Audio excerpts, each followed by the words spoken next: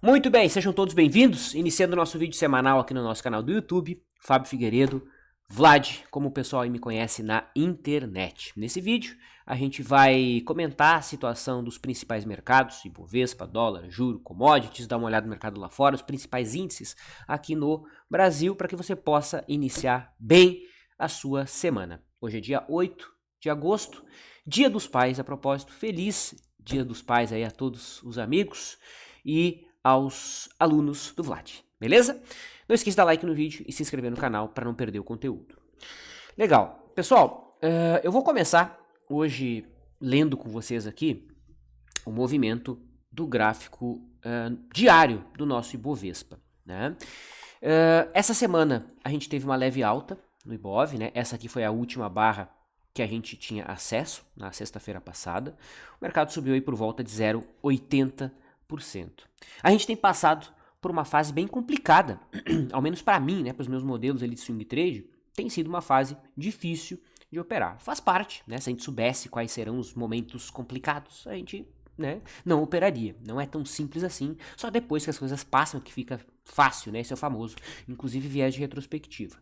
Mas olhando aqui o movimento do nosso Ibov, o que a gente comentou semana passada, pessoal? Dúvidas? Assista o vídeo da semana passada para você perceber que não há incoerência aí, né?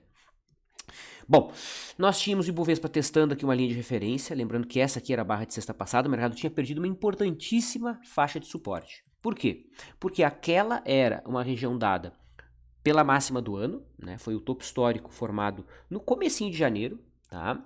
O mercado caiu, rompeu aquela região, voltou a testar como suporte, ou seja, os compradores identificaram aquele ponto como suporte e várias vezes, inclusive, né? Não foi apenas um toque, aqui, aqui, aqui, aqui. Inclusive o mercado chegou a romper em falso aquela faixa, mas sexta-feira passada o mercado deu uma bela derretida, tá? Uma barra forte que abriu na máxima, fechou na mínima. Agora, aquela região, pessoal, do 125 arredondando, né? Número redondo, região de preços, é a fortíssima resistência do nosso Ibov. E o que a gente tem aqui no diário, né? Primeiro, a resistência dada para aquele patamar de preços, né? O mercado chegou na retração que a gente tinha colocado semana passada, que é a retração de 382 da última perninha de alta. E isso aconteceu, agora sim, no gráfico semanal, com os preços, né, deixando uma barra branca na média móvel de 20 semanas. Então aqui é que torna toda a leitura ainda mais complexa do nosso mercado. Por quê? Porque o viés ainda do gráfico semanal é de alta, né? A média está subindo. Ou seja, ainda o viés é de alta. Percebam, não é porque o mercado rompeu a média que se perdeu o viés de alta no semanal. A tendência secundária ainda é de alta. Tá? Por esse critério, é óbvio, existem infinitos critérios para se definir tendência, pelo simples critério da inclinação da média móvel de 20 semanas. Tá? Então, o que torna ainda mais relevante aquela região de preço? A máxima aqui dessa semana. Tá? Então, o que seria bom, altista, né, a gente vê semana que vem? Para manter, né, obviamente, essa leitura mais bullish, mais compradora. Um fechamento acima da máxima da semana passada e, de preferência, que isso aconteça acima dos 125 mil pontos. Por quê? Porque essa é a resistência que a gente acabou de observar no diário. Perfeito? Certo? Aqui, ó. Então, o que seria interessante a gente ver? Uma barra assim, ó. Né? Ou seja, o mercado acionando a barra branca no semanal e se livrando dessa resistência aqui no gráfico diário.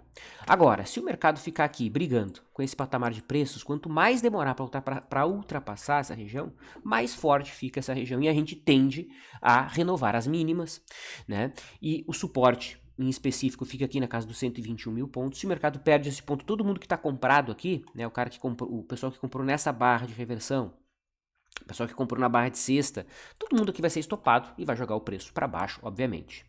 Os próximos pontos relevantes de suporte que eu vejo relevante fica lá na casa dos 115 mil pontos. Por quê? Né?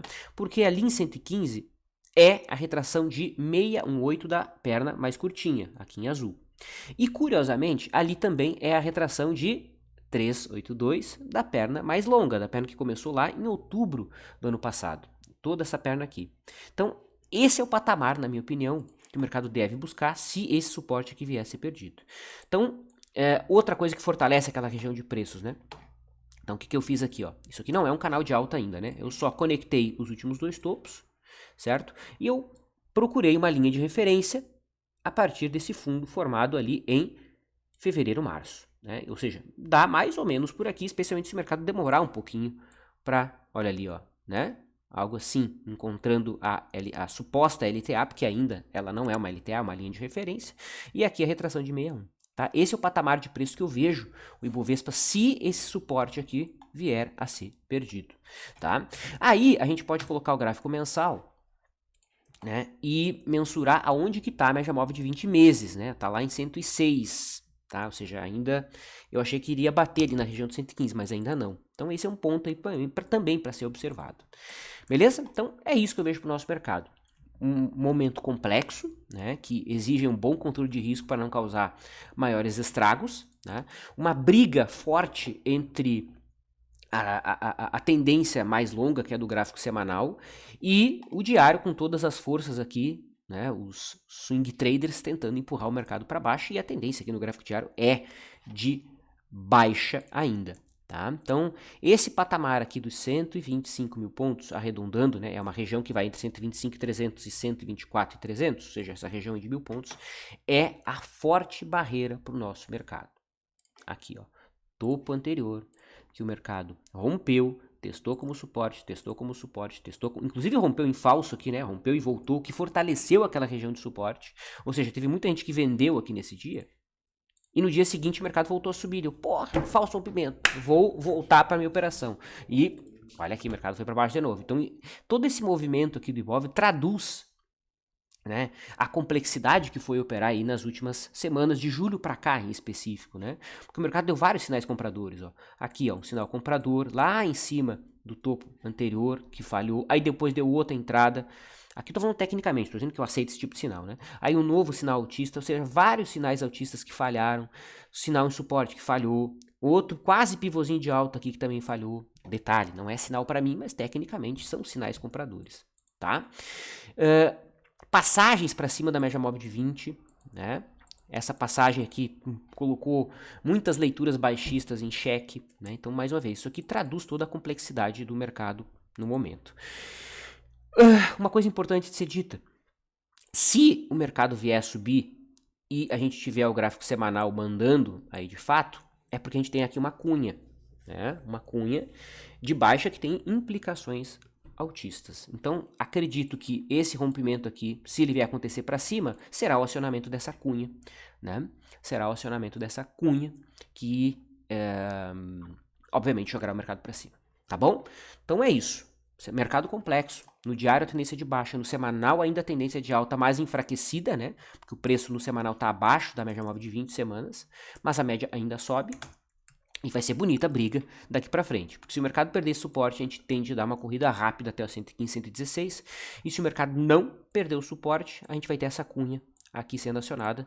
E que, dependendo aonde o mercado romper isso aqui, se romper, né, a gente tende a ver um bom movimento, no mínimo, até o atual topo histórico. Tranquilo? Beleza? Essa é a visão do Ibovespa. A gente poderia encerrar o vídeo por aqui, inclusive, né? Porque a maioria aqui está interessada no movimento do Ibov. Dito isso, a gente pode partir agora para o dólar, tá? O dólar não mudou praticamente nada em relação à leitura que a gente fez semana passada, né? A gente coloca, a gente entende a tese aqui de movimento lateral do dólar no gráfico semanal, enfim, independente de qualquer prazo que você vê do gráfico do dólar, você vê um movimento, né, lateral, aqui um grande retângulo, né? Inclusive o mercado tentou romper para baixo aqui, voltou, enfim. No momento, a gente tem o dólar no meio dessa congestão. A gente pode até dar uma ajustada aqui nesse nossos pontos aqui, né, de referência desse retângulo, não tão bem delimitados exatos, tá? Mas ficaria na região ali dos 4.970 e 5.850, vai? Os pontos onde tem mais encontro. O que nós vemos aqui é um sinal altista do dólar. Por quê? O dólar conseguiu no semanal fazer um fundo acima do fundo anterior. Isso é um primeiro estágio de um pivôzinho de alta. Então o ponto a ser observado no dólar aqui é o topo prévio, aqui em 5.300 e pouco. Se o mercado romper esse patamar, é porque a gente tende a voltar lá para a máxima histórica. O ponto crucial do dólar é o rompimento para baixo disso aqui, né? Ou seja, todo mundo que está acreditando nesse retângulo se frustra e, naturalmente, quando há uma grande frustração, um movimento rápido e intenso tende a acontecer. Ou seja, inclusive a gente pode pegar todo esse retângulo aqui e projetar para baixo, né? Ou Ou seja, o mercado está mais perto da base de baixo do que da base de cima, né? Então, se romper para baixo, a gente poderia sim ver o dólar, inclusive, lá na região dos 4,25, 4,35, quem sabe, por que não, tá? Tudo depende do que o mercado vai fazer aí nas próximas semanas, tá? No gráfico mensal, ok? No gráfico mensal, a gente teve a marcação de fundo mês passado, o mercado na média móvel de 20 meses, tá? Ou seja, aqui a leitura é altista e o dólar está num ponto de compra, olhando o gráfico mensal, tá? Ou seja, esse patamar aqui, tecnicamente ele é igual esse patamar aqui, ó, depois de lateralização, né? Curiosamente, ó, lateralização de 13 meses, lateralização de 12, 13 meses, né? Aqui, ó, a gente teve outro evento parecido com esse, ó. Compreende? Então, são lateralizações comuns aí que o dólar faz, né? Enfim, um ano e pouquinho, né? De lado para depois retomar, depois de uma perna puxada, né? É comum isso a gente ter no dólar. Beleza? Vindo aqui pro gráfico diário, tá? O dólar tá com a cara altista, né? Por quê? Porque a gente tem nitidamente aqui o fundo dos 5.050 testado 2 vezes e respeitado, né? Então falta o mercado romper a resistência, a gente tem um baita pivôzão de alta aí acontecendo no dólar, tá? Tem uma LTB a ser vencida aqui, a gente pode deixar ela traçada. Para quem gosta de ver figuras, né, e tem criatividade para isso, ó, dá para chamar isso aqui de ombro, cabeça a ombro? Meio forçado, mas dá, né? Eu não dou bola para figuras, porque no fim o ombro, cabeça a ombro é um pivô de alta. Então eu presto atenção aqui no pivô de alta, tá? O cenário, dado o gráfico mensal, ainda é altista no dólar. Semanal o mercado está de lado em cima do suporte e no diário o mercado caminha aqui para a formação de um pivô de alta. Beleza. Vamos falar do juro. Tivemos alta na Selic aí mais uma vez, né? Nenhuma surpresa, né? Inclusive o Banco Central já cantou a pedra que vai ter mais uma elevação na Selic, tá? Depois da lateralização, rompimento, e o mercado produziu um movimento altista, inclusive já buscando o alvo, né, da lateralização. Olha lá, buscou o alvo e deixou um candle vendedor no alvo da lateralização, que curiosamente se deu na máxima, exatamente na máxima que o mercado produziu. Esse aqui é o DI 1F25. É o contrato de DI negociado no mercado, vencimento de janeiro de 2025. Olha lá no que o mercado parou, né? Parou na máxima de março do ano passado. Então, em termos de juro, a gente está no mesmo nível que chegamos em março, no auge da crise do Covid, né? Do mercado ano passado. Beleza? Em termos de simetria, a simetria foi fechada, ou seja, tecnicamente a expectativa é uma correção aqui, tá? É uma correção, embora a tendência em todos os prazos ainda é de alta. Vamos falar dos índices setoriais. Então começamos aqui pelo FNC, né? Gráfico semanal tá ali, ó. Encostou na média móvel de 20 e deixou uma barra compradora, subiu 1,40, inclusive subiu mais que o Ibovespa, tá? Se, mesma coisa, se superar a máxima da semana passada, a gente retoma, né? Porque aqui foi uma correção, retoma a tendência de alta no gráfico semanal. Tá, ó, 7 semanas de correção, oitava o mercado marcou fundo. 7 semanas de correção, oitava, será que a gente vai ter marcação do fundo? É o que a gente espera. No diário, a gente teve aqui o rompimento para baixo, sexta passada, que nem o Ibovespa, né? Só que aqui a gente teve uma sinalização mais importante. Aqui o IFNC, né, o indicador financeiro, chegou a fechar acima da antiga região de suporte. Tá? Não dá para dizer ainda que é um falso rompimento. Falso rompimento eu chamo quando a máxima do candle que rompeu, o mercado fecha acima dela. Tá? Então eu não chamo isso aqui ainda de falso rompimento, eu chamo de teste de antiga região de suporte como resistência. Tá? O cenário ainda é baixista no gráfico diário. Será que esse sinal baixista no diário vai ser falso e o semanal vai dar o rumo das coisas? É o que a gente vai acompanhar aí pelas próximas semanas. Ponto-chave para baixo, se o mercado perder 11.500. Tá? Perdendo esse 11.500, todo mundo que está comprado aqui apostando falso rompimento, inclusive no sinal do semanal, vai ser estopado e o mercado tende a acelerar para baixo. IFNC. Agora o IEX, que é o índice do setor elétrico. Né? Olha a diferença. Aqui o mercado perdeu o suporte, ele não voltou para cima da região de suporte, ou seja, o setor financeiro está mais forte do que o índice do setor elétrico. Tá? Esse suporte ali na casa dos 77, que o mercado segurou essa semana, é um fundinho anterior, tá? Um fundinho de um toque só. Mercado perdendo esse ponto, todo mundo que está comprado aqui, apostando em falso rompimento, vai ser estopado, mesma lógica, tá? No semanal, percebam, índice setor elétrico já perdeu a média de 20 semanas, já perdeu a média de 20 semanas, né? E está bem abaixo dela, ou seja, aqui já se foi o cenário de expectativa de reversão em cima da média, né? porque o mercado perdeu a média. Tá? Então o IEX está um pouquinho mais baixista que o nosso IBOV. Para quem gosta de figuras, ó, ombro, cabeça, ombro. Aqui está a linha de pescoço, 77.800, se o mercado perder, tudo isso aqui para baixo é o objetivo. Ó. 70 mil pontos, que curiosamente bate com a mínima do ano, né? Ó, bate com a mínima do ano, que é o suportão. De acordo? Dá pra gente fazer a mesma coisa aqui, né? No IEX, ó, conectar esses topos, né? A máxima de dezembro e a máxima de maio, e traçar aqui uma linhazinha de referência, tá? Bacana.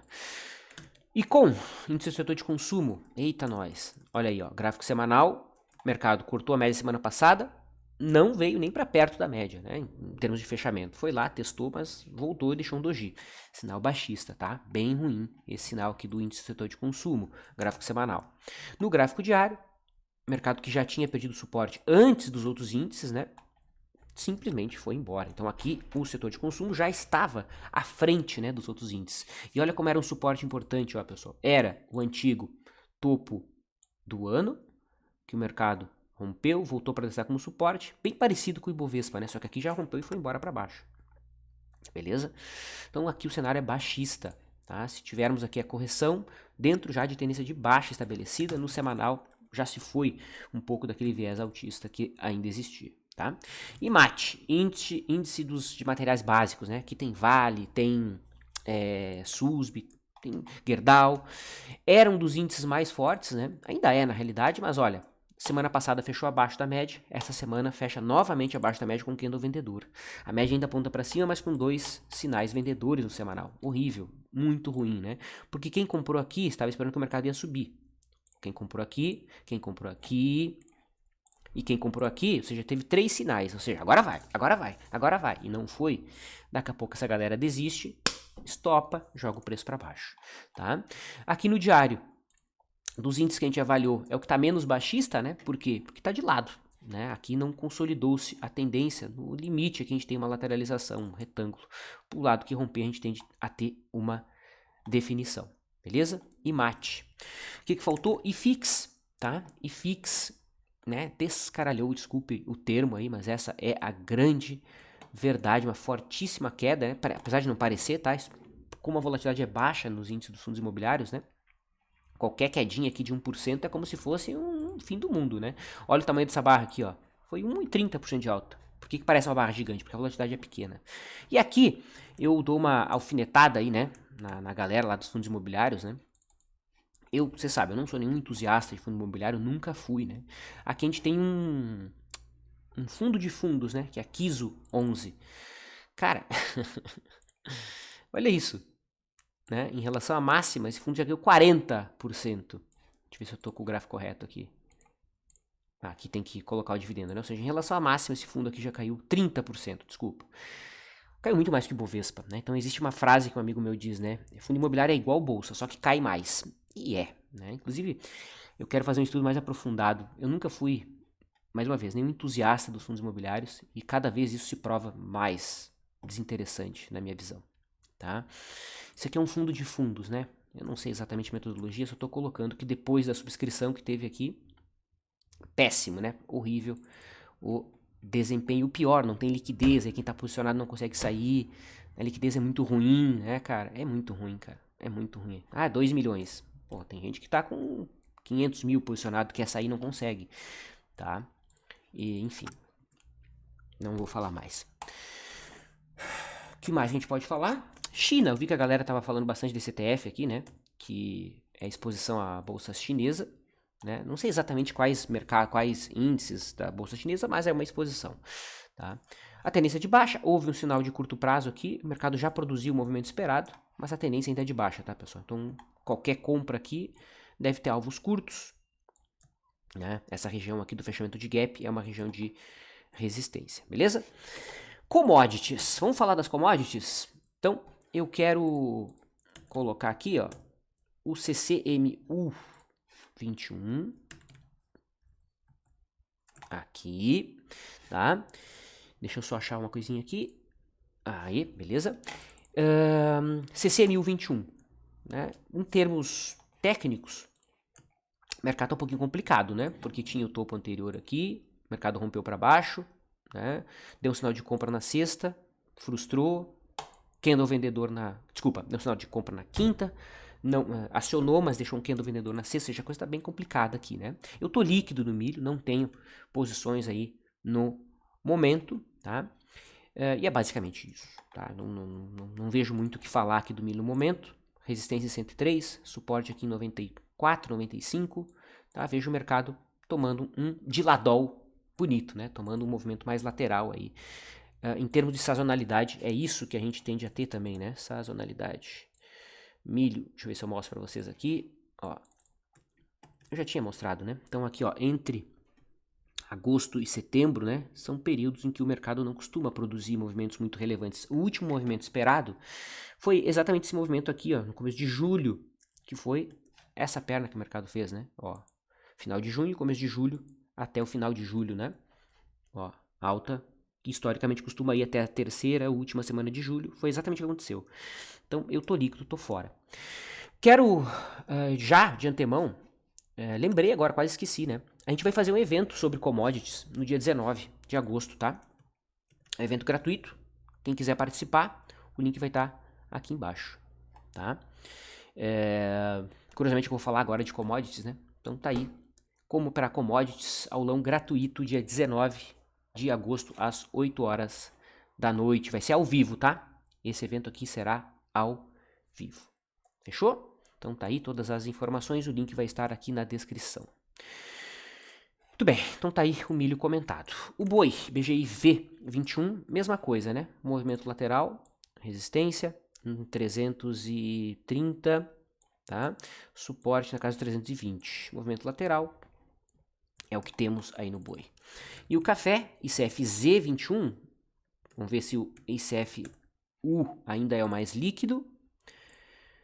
Ó, já começou a perder volume. ICF Z, que é o contrato de dezembro, ainda não é o mais líquido, né? ICF-U. Daqui a pouquinho já vai dar para começar a migrar para o Z, mas dá na mesma, né, pessoal? Eu vou manter aqui no U ainda, mas embora daqui a pouquinho já dá para a gente começar a olhar o Z, que é o contrato de dezembro. O café fez um movimento chamado aqui Hit and Run, né? Que é essa porrada que o mercado dá após romper o canal. E a gente duplica o canal, é quando o mercado busca o canal duplicado, né? Então, esse movimento é típico de fim, de ciclo, tá? E curiosamente, né, todo mundo começou a falar em alta infinita das commodities, aquele papo todo, e foi quando as commodities começaram a marcar topo, né? Isso é bem curioso. Beleza? Suporte no café fica aqui nos topos anteriores, mas para mim não é um suporte forte. O suporte forte está aqui, ó, em 178 dólares. Beleza? É isso. Não tem muito o que falar do café no momento, né? Semanal o mercado marcou topo, o cenário ainda é de correção. Vamos dar uma olhada lá fora? E aqui eu já começo falando das commodities lá fora, né? Então eu quero falar aqui com vocês sobre o petróleo. Deixa eu achar o código dele aqui. Opa, petróleo, cadê você? Petróleo. Petróleo, cadê você? Tá aqui, ó. Tá? Então aqui o gráfico semanal do petróleo. Vejam que o petróleo atingiu uma importantíssima resistência, que era a máxima de 2018, tá? Esse aqui é o gráfico semanal. Okay? E ao atingir aquele patamar, pressão de venda importante acontecendo, tá? Olha aí. Tá? Então é uma importantíssima resistência. Ok? Pode ser que para um prazo maior a gente tenha um sinal, um rompimento da CLTB aqui. Ixi, eu achei que tinha rompido. Ixi, rapaz, olha ali o que nós achamos. O que nós achamos, rapaz? Uma LTB de longo prazo no petróleo, né?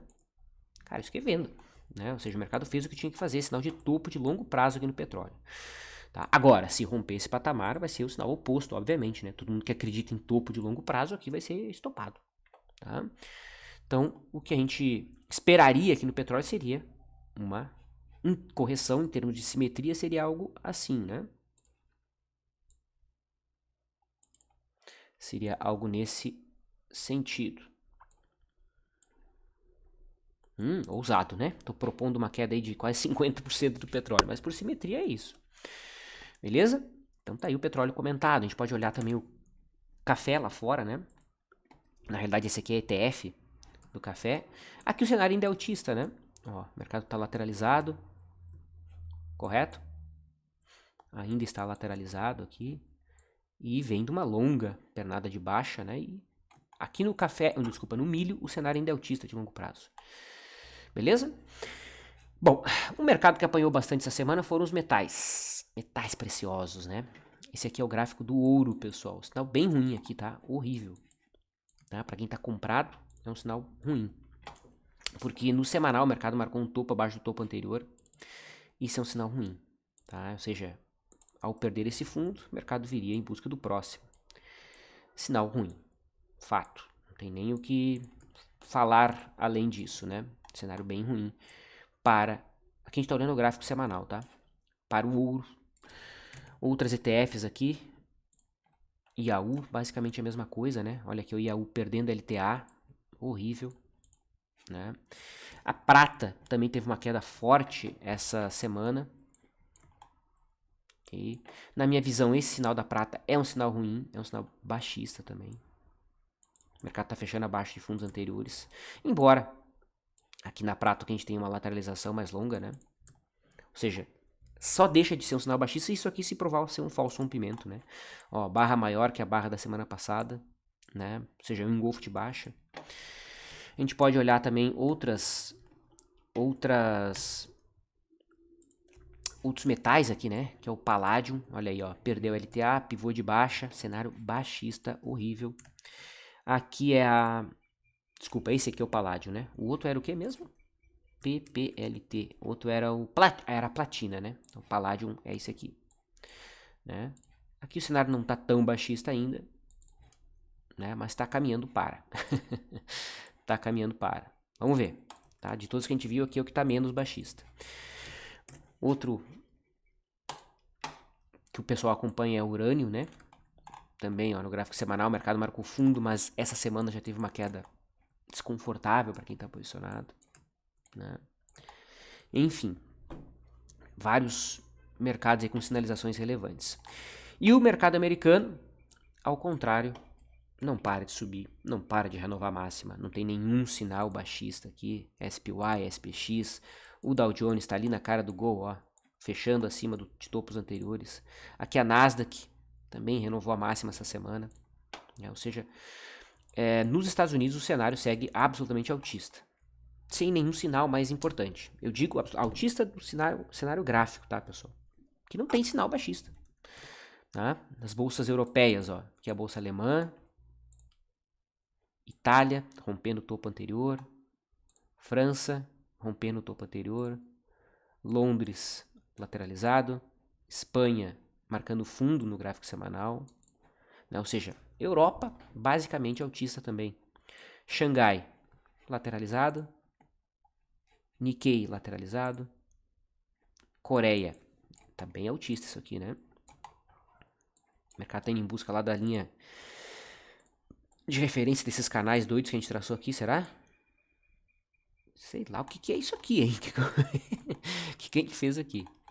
Mas enfim, aqui o cenário ainda é altista, das três asiáticas, tá? Que mais? Bitcoin. Cara, o Bitcoin foi um dos mercados que teve sinalização importante, né? Semana passada, o Bitcoin já tinha marcado um fundo aqui no gráfico semanal, né? Fechamento acima da máxima na semana anterior, e essa semana o mercado dá continuidade. Isso é um sinal muito, muito altista, tá?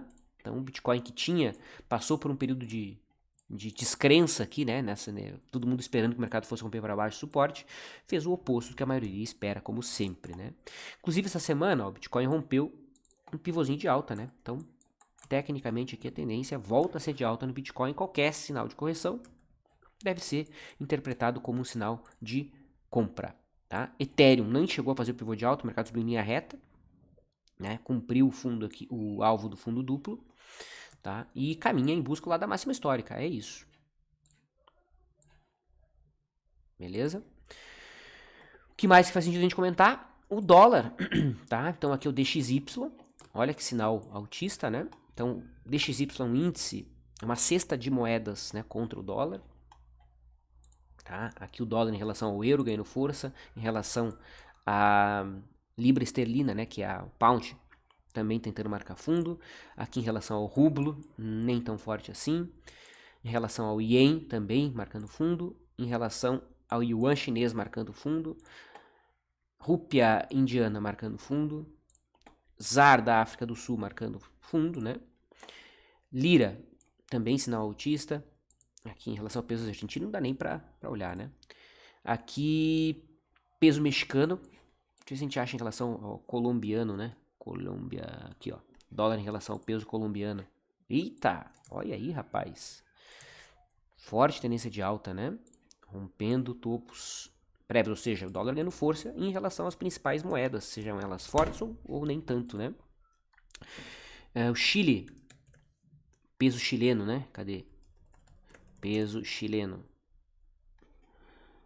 CLP, então, USD, CLP. Aí, ó, peso chileno. Então, o dólar em relação... Uta, nós, né? Também em relação ao peso chileno. Já vinha numa forte tendência de alta, ou seja, economias que lembram aí o Brasil, né? Não iguais, mas que lembram e que o dólar já andou na frente. Por essa correlação, a gente esperaria uma alta do dólar em relação ao real também para as próximas semanas. Fechado? Acho que era isso, tá? Vídeo semanal encerrado. Eu agradeço a sua atenção. A gente se vê ao longo aí dos próximos dias aqui no YouTube. Não esquece de se inscrever ali na aula gratuita que vai acontecer sobre commodities. Um abraço.